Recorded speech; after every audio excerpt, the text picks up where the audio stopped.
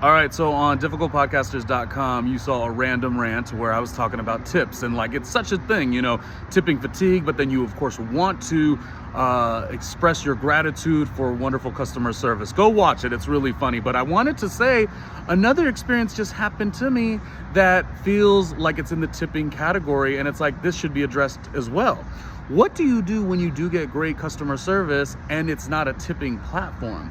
Okay, so I got great customer service just recently, just happened to me, and it was one of these things where the product and the item I was trying to get wasn't available. So the clerk actually went ahead out of their way. I mean, I think it was even closing time to find another location, and they were like, oh, they happen to have what you're looking for.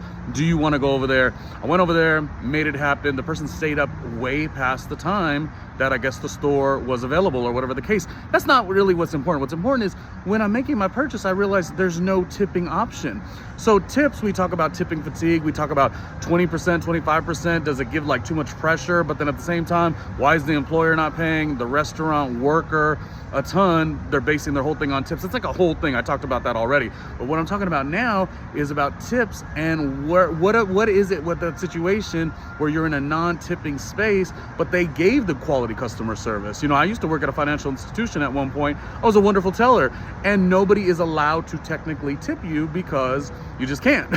So what is that other thing? So yeah, we want to tip and we want to not be looked at as like, oh, we're not supporting, the worker and all these things. I love the concept of being gracious of the wonderful service, and here is your tip. I love all of that. But what about when you get into a position where you're so grateful of the service that you just got, like I just got, and there is no tipping platform?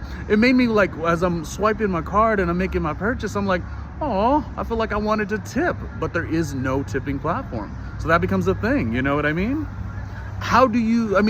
This is where tipping becomes, I don't know, maybe the person should have had like a little like, go to my PayPal if you want to support or something. It was weird. I don't know what to do in that situation because the gratitude is still there.